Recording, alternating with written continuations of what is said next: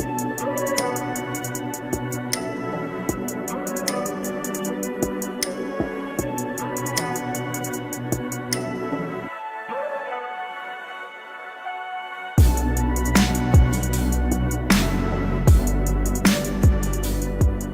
is up guys, Dan with Maverick Methods here.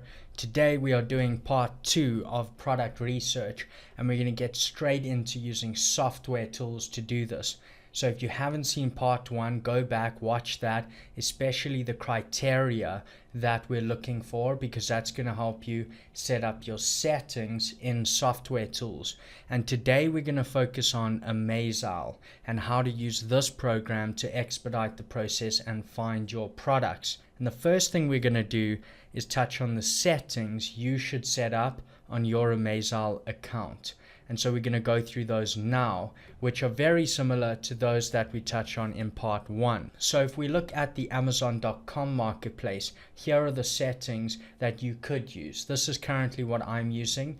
And with each, just note that I always allow a little bit of leeway on either side of what we're actually looking for, because remember, we are coming up with better versions of products, and so through that, adding value, we can also up our price for that product. So as an example, if we look at the price range, $16 to $75, which is a little different to what we discussed in part 1, $20 to $70, it's because we don't want to miss an opportunity of, say, a really good product we could differentiate that is priced currently at $18.99, and after enhancing it we could be well into the $20 range. So that's a reason for the leeway on either side of that. Optimal reviews 0 to 500 is fine. Item weight, so here many will have 1 pound.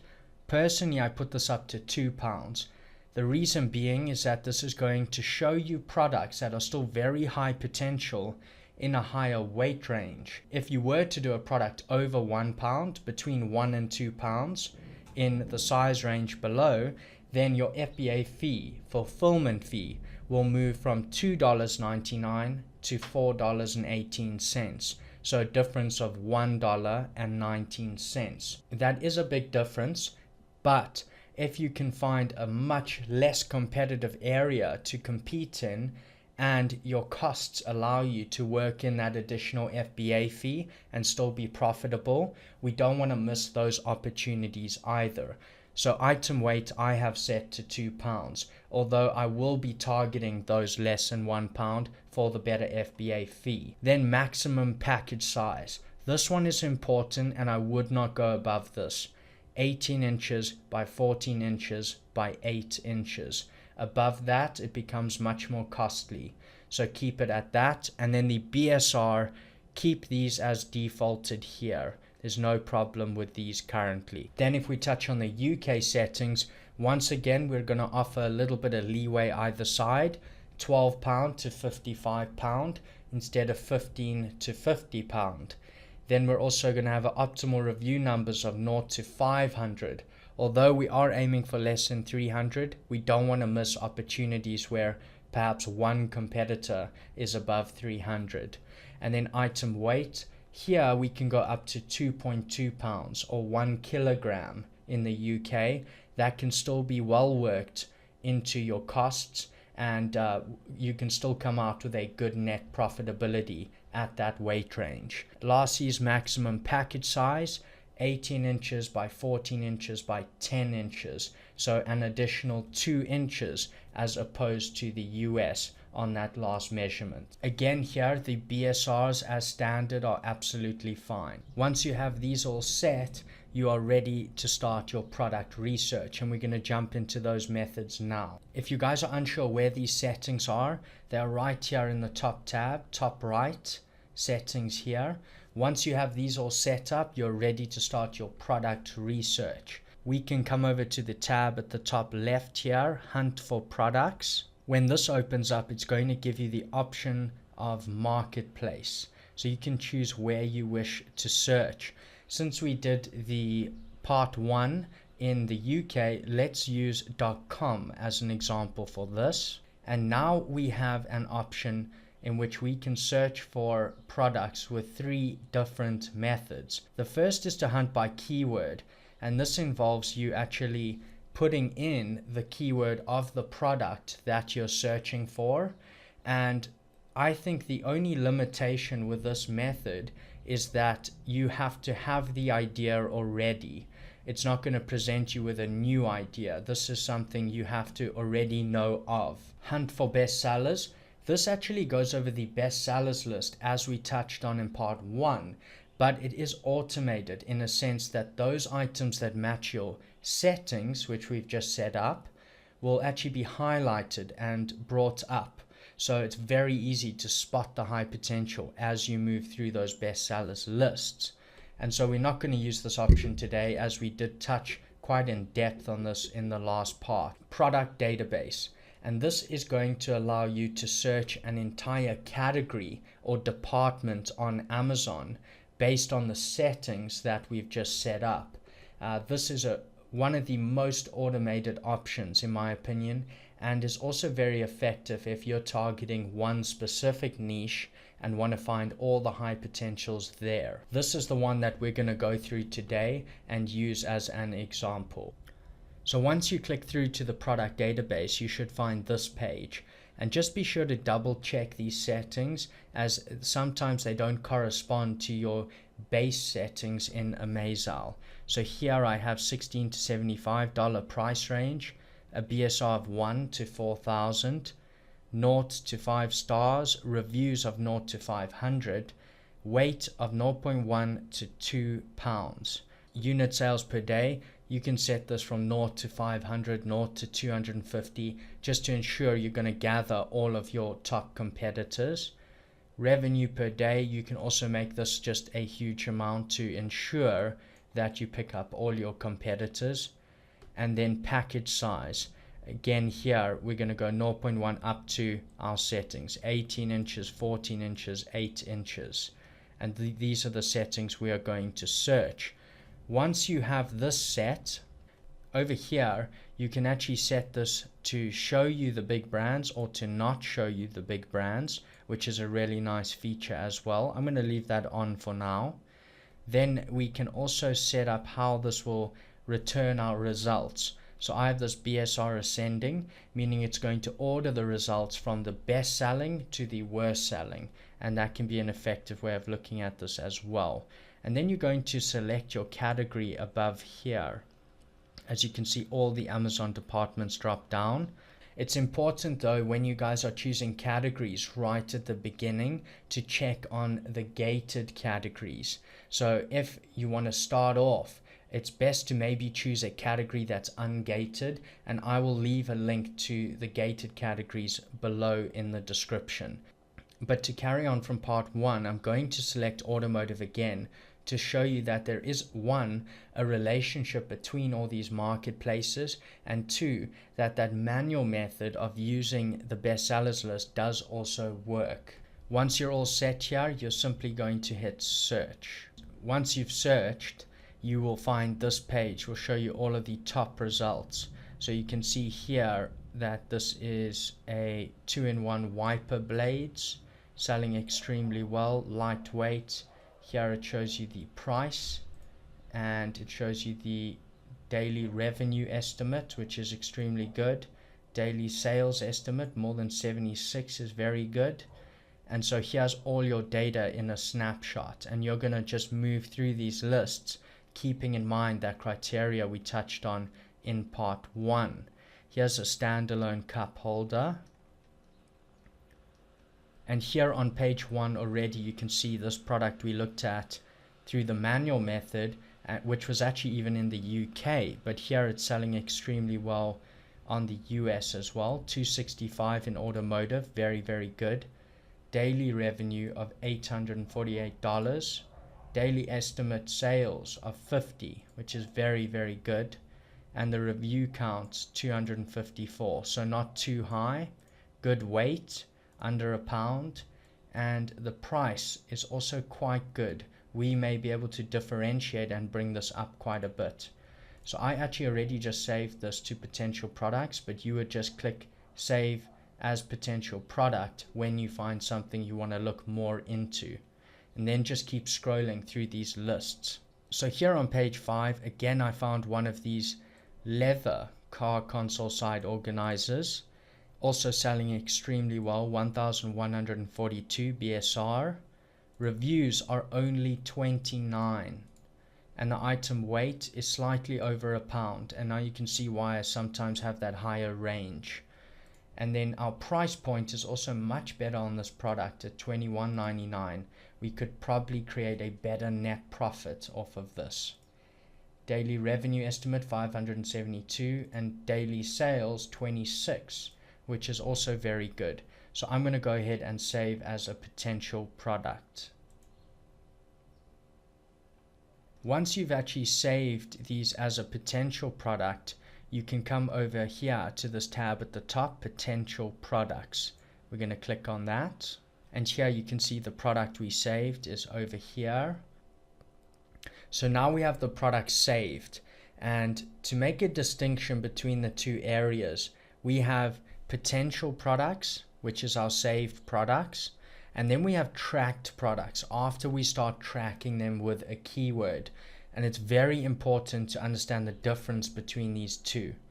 Right now we're in potential products, and all of the data here relates to the single product on Amazon and how it is selling. So you can see all the data here: 30 sales a day, 1.37 pounds, 29 reviews, the price $21.99, and daily revenue estimate 667. So this is for this one individual product when we're in potential products. As soon as we track this product over here, we immediately are going to start looking at the market for this product and its similar competitors. So at that point, all the data that's shown in tracked products is for the entire market. So at this stage, our next step is to actually track this product. And in order to do that, we need to select the best keyword in order to track the product. So what we're actually going to do is take the main keyword from the title of this product, car console side organizer, and in some cases you can even niche this down further to leather car console side organizer. But for now we'll take car console side organizer. We're going to copy that, and then we're going to come over to Amazon, and in all departments we are going to input this keyword and see what comes up. So here you can see that we're getting different ways of naming the product: car pocket organizer, seat gap filler, seat console organizer. And while we're actually scrolling through this, it's important to note that you can also gain a feel for how competitive this market is. As an example here, we can see this is the third product on this page with only 29 reviews. And you can see the review counts are not too high. This product only has 8 reviews, 24 reviews, 10 reviews, so not that competitive. So here we can get an idea of the best keyword to input there in order to track our product. And the reason we want the best keyword is so that we ensure we pull in all our relevant competitors. So from these, I can see that a big one is definitely going to be seat console organizer. Also, seat gap filler is a big one, as you can see here. And another one is console side pocket. Another one that's also coming up is catch caddy or caddy catcher. Another one is car pocket organizer. Here again, car pocket organizer. So the big one I think that is in most of these titles is console side pocket. And so that's what I'm actually going to track the product with first. And let's do that. So here we're going to go track this product, and we're going to input here console side and see what it gives us as the autocomplete. You can see there are others here. Console side pocket with cup holder. It's a nice long tail. So just take note of these as well. We're going to go with console side pocket for now and start tracking. So now it's brought up our product and it's still loading. Just give this time to load. Now it's loaded and we can see some data. And this is important to understand, that this data now represents the market, not the single product we're tracking, but all of the similar items to this product. We're now tracking the full market, and we need to take some steps now to ensure that we've gathered our full market. So none of this data means anything right now. We have to ensure that we've collected and narrowed down all of our competitors, and that's what we're going to do right now. So the next step is you're going to come to keywords monitoring, and you're going to add more keywords. Not so much for the purpose of search volume, but for the purpose of ensuring you gather up your full market. At this point, it's much better to have more than less, because we can always narrow down. We can't add in competitors at a later stage. So rather add in more than less at this point. So this is where we're going to add in the other keywords we found in those competitors' titles, their ways of describing the same product. Car pocket organizer and create. Just let this load. Okay, so we have that keyword, and we actually got some search volume data from that as well. All search volume data here is pulled from merchant words. So if you're ever wondering where that comes from, it is broad volume, not specifically to Amazon, but online per month, what that term is being searched for. And this is pulled from merchant words. We're going to add more keywords. Seat console organizer, create. Seat gap filler, caddy catcher, caddy catcher. Now we've added in all of our terms, and the key here is that very often when you do this, you're going to find that this competitor number is actually going to increase. If all your competitors have been picked up already, it actually won't increase, like in this instance, but that is quite rare.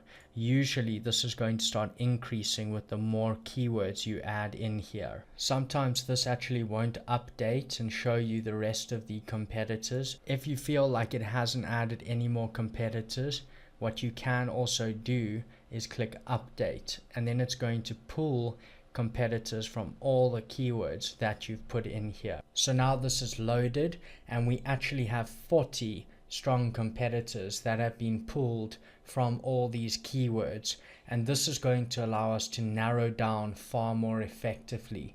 And that brings us to the next step of getting rid of irrelevant competitors. So to do this, we are going to come over to competitors and reports at the top right here, and once this loads up, it will show you all of the competitors that it has tracked. And your job now is to go through this list and determine which of these offerings are going to be relevant to the offering you're going to come out with. Which of these offerings would customers looking for your product compare with your product? Those that are irrelevant, we are going to remove. So for example, this top product here has the sole purpose of filling the gap between the seat and the center console.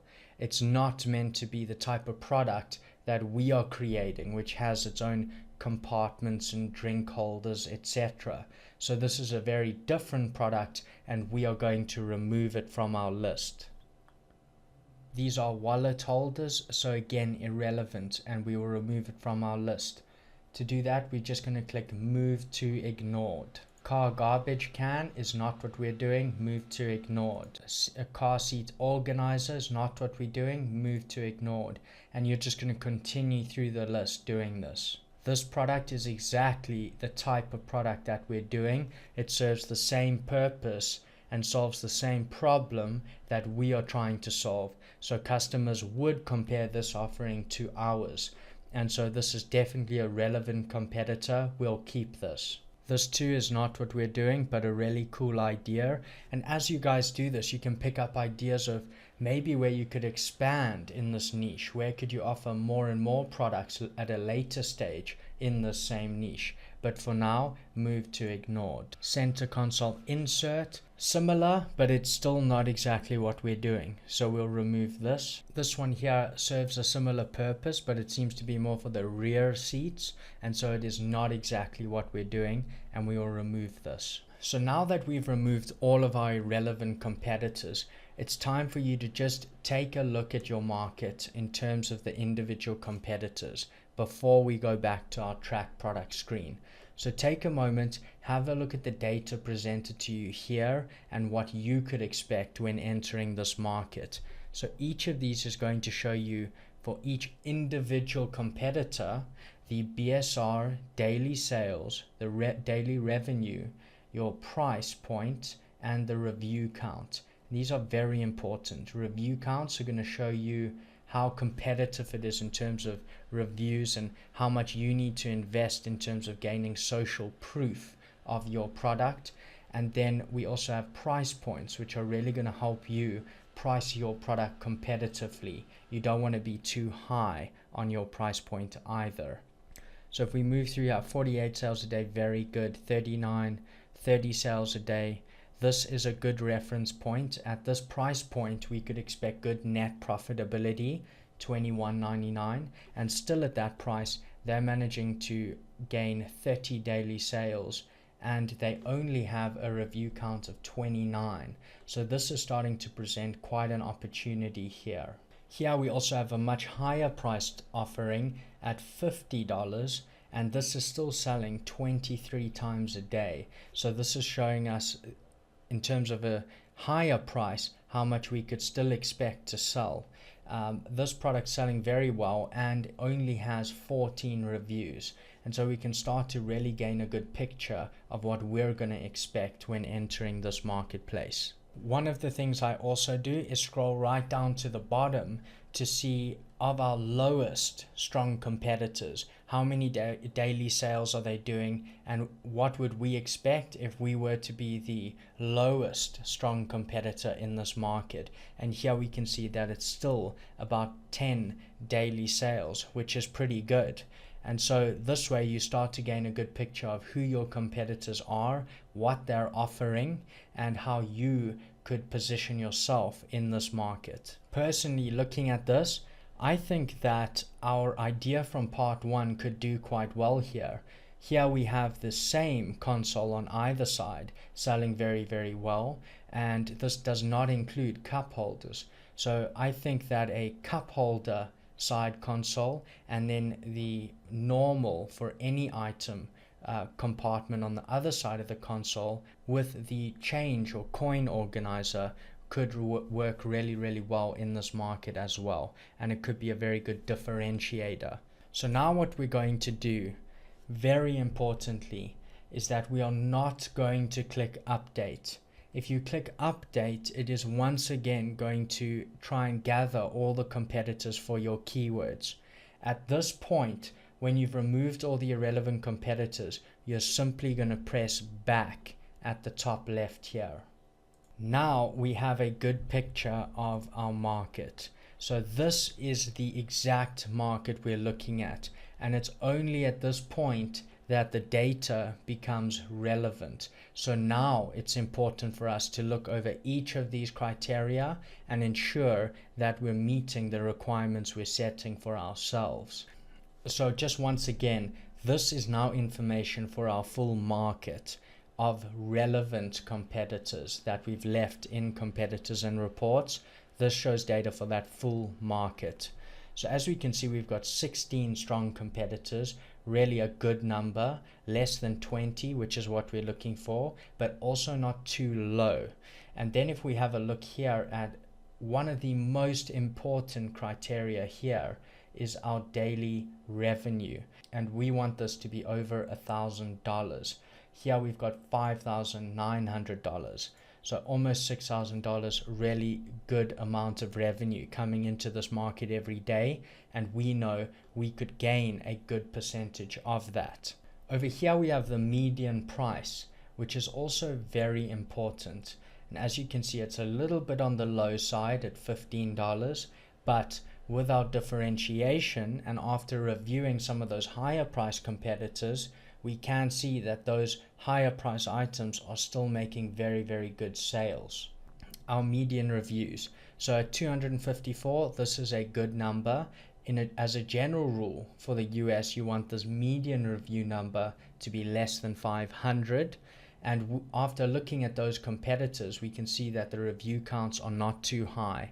We are able to compete here and perhaps even get onto the first page with a decent number of reviews in a short period of time.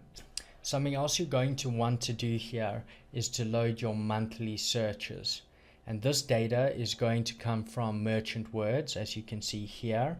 So as you can see here, it's actually pulled up the data over here for the top 5 rows of this term, console side pocket, the main term that we track the product with.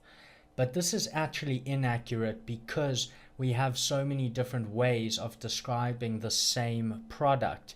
So in order to get a more accurate reading of this, what we're actually going to do is go to our broad volume tool, for example, merchant words itself or keywordtool.io, and we're going to go to that tool and we're going to input all of the keywords that we've actually added to our tracked product. And we're going to add up the first 5 rows of each and get a more accurate monthly search volume for this product. So instantly we can actually take console side pocket and the reading here of 5,800 and note that down.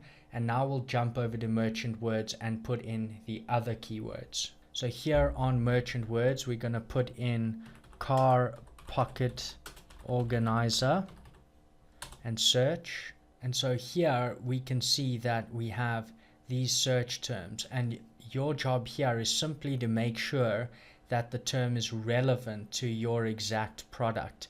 So car pocket organizer, car seat organizer pockets, pocket organizer for car, etc. And you're just going to add up, say, the first 5 of these for this term. So here we'll get a reading of about 18,000 and we'll note that down. Seat console organizer.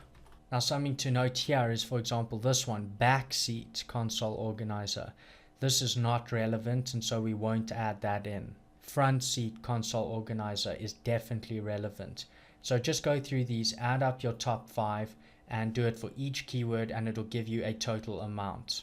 And while you're actually doing this and going through these lists, take note of your other keywords. And what you can also do is actually download these keywords, because these are all going to be relevant to your product later and for your listing.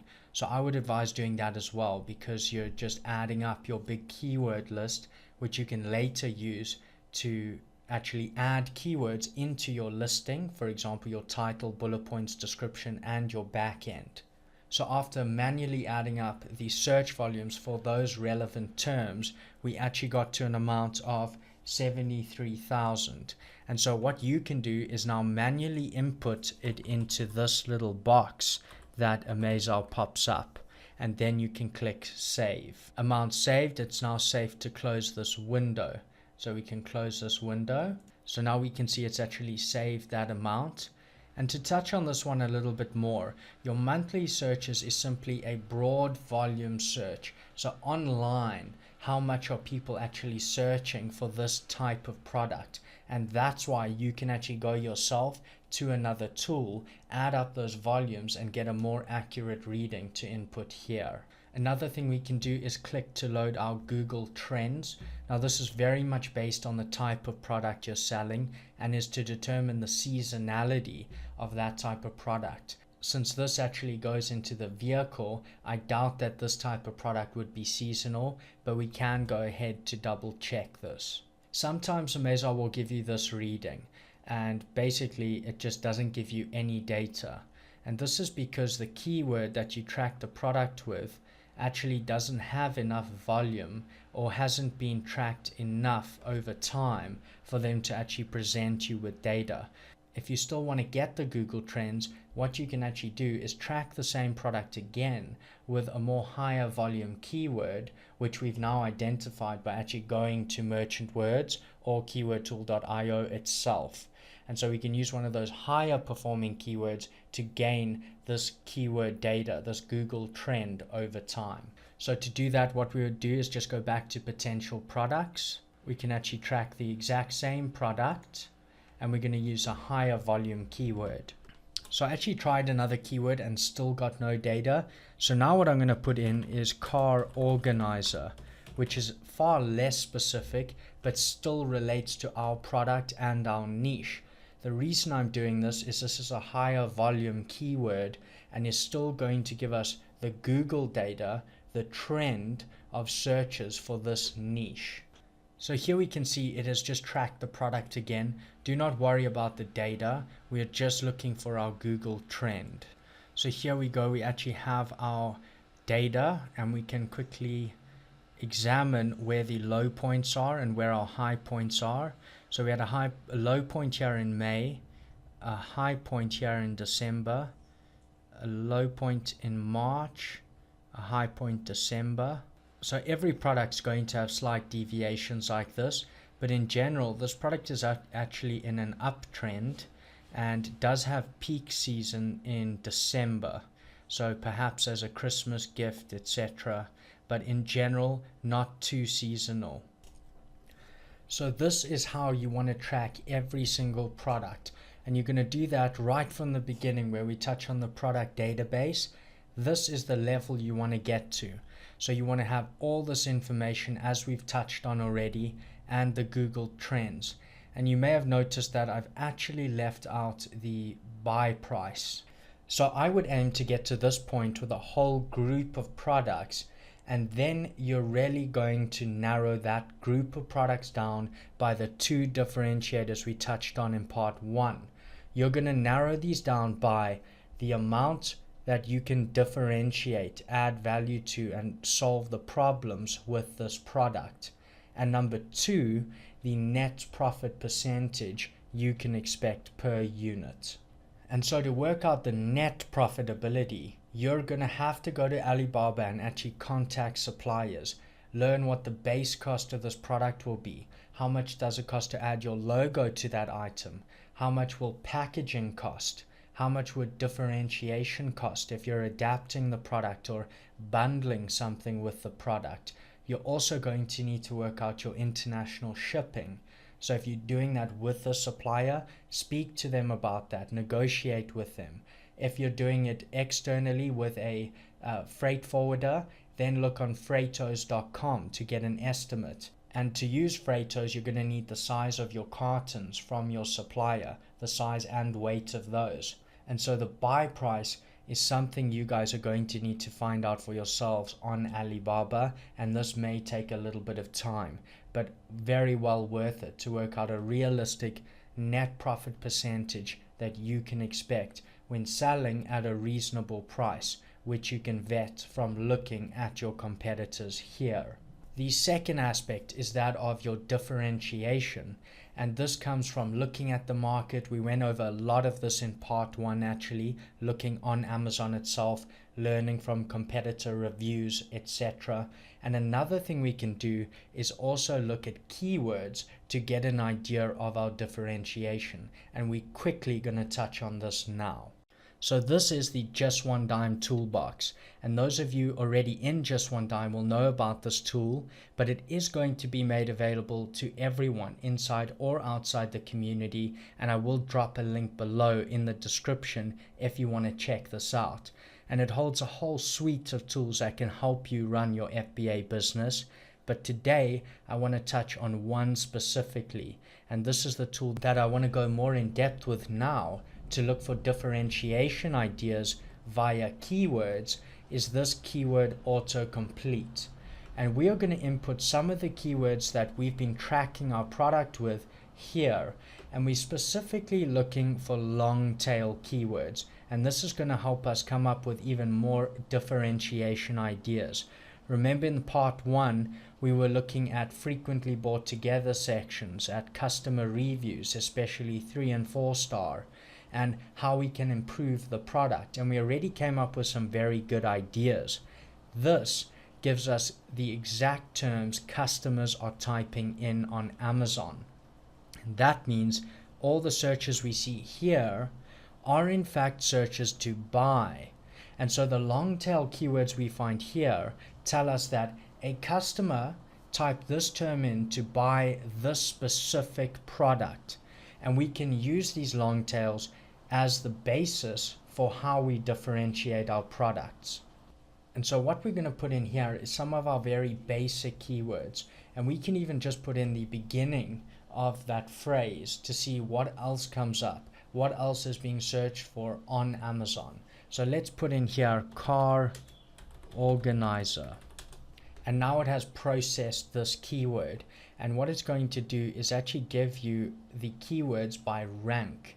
So if we click on the rank, it's going to organize them from rank 1s to rank 10s.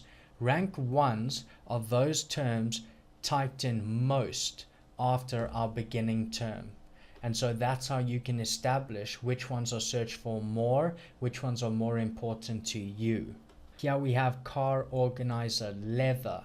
And what this is telling us is that people are looking for leather car organizers. So perhaps part of our differentiation should be that this product should in fact be leather. Car organizer 2-pack. So perhaps this reinforces our idea of differentiation from earlier of having 2 compartments in one. Here's one, car organizer multi-function. And this is perfect for what we're looking to do, where we're going to have drink holders, coin storage, as well as space for normal items as well. And here we can see car organizer with cup holder. So of all the car organizer terms, one important one, a rank 3, is car organizer with cup holder. So people are often typing in this term, and if our offering has that, it affords this extra utility that people are definitely searching for. And then overall, something else to note here is, as you can see on this one, car organizer front seat, what we can establish from this is that of all the car organizers, car organizer front seat is a rank 1. And so we know that our type of organizer, our type of car organizer is very, very popular and people are searching for it. And so this can make you more confident in the type of car organizer that you're actually doing.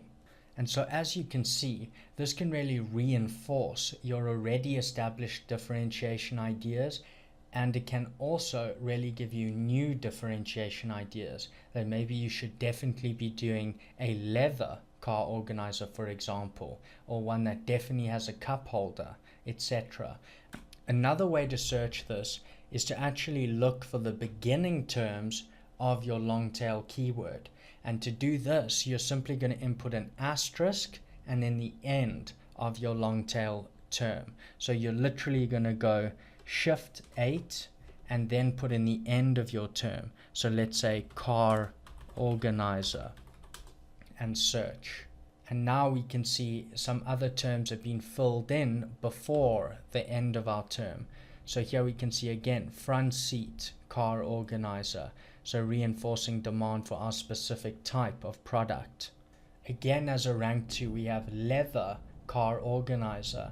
So this maybe is something we should really be considering. Velcro car organizer. So this tells us that people are concerned with how they will secure the car organizer, and this is something we need to pay attention to, add into our product, and also show on our listing that we've taken care of this aspect. And so now what we could also do is put in other terms like console organizer, for example. And I know that this can be a little bit confusing because we are looking at a big difference between looking at ranks for our on Amazon keywords using this system and then volumes using merchant words or keywordtool.io. But it's really simple to understand. The first thing is that with merchant words and those big tools, you're looking for broad volume. You're just reinforcing that there's a lot of demand for your products. And remember that on AmazeOwl, when it gives you the amount of daily revenue, etc., that confirms your demand. These products are selling. So that should already be enough confirmation of demand. The broad volume searches give you a second layer to that demand, and they also give you valuable keyword insight for what you should be putting onto your listings. And that's why we're also going to download those reports. And so when we come down to a tool like this, where we're talking about ranks, it's important to understand rank 1 is the best, rank 10 is the worst in terms of how often it is typed in on Amazon. But there is a question to do with, well, how important is a rank 1 for specific terms? And this brings me to my next point. If we know that car organizer is the highest volume broad search term in merchant words, for example, which it is, we already know that car organizer is our most popular term in this niche. And therefore, any rank 1 off of car organizer is more valuable as a rank 1 when compared to other rank 1s for smaller terms.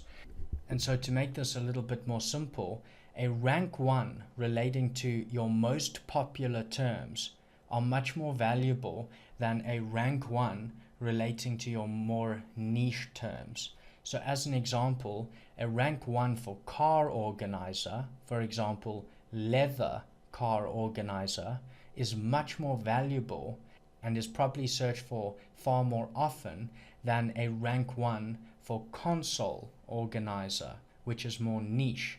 So leather console organizer is much more niche, and therefore that rank 1 is probably searched for much less than its popular counterpart, leather car organizer. So I hope that makes sense. The more popular the initial term you put into a tool like this, the more important the rank 1 of those keywords.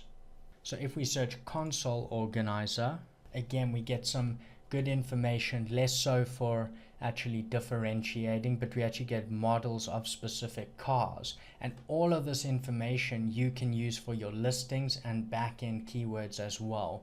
So as we downloaded the information from Merchant Words or keywordtool.io in our broader searches, I would definitely do the same here. And if you ever need to transfer a keyword, you're simply going to select that keyword. You can also select all if you just want to get all of them. And then what you're going to do is add selected keywords to your keyword list. They show up on the right hand side here, and then you can download these selected keywords as well. So as a general rule, just do this while you're on these tools. That way you're building up a really good database of keywords that you could potentially use later. Anyway guys, I hope you found a lot of value in this video. Remember with AmazeOwl that the only time you should be really putting emphasis on the data presented on your track product is after you've gathered that full market and really narrowed down to your exact amount of competitors. Gather up a big amount of these products and then vet each on how much you can really differentiate and how much net profit percentage you can expect from each. This should really help you stay emotional and get down to the best opportunities. Keep searching, use all the tools at your disposal, and I will see you guys in the next video.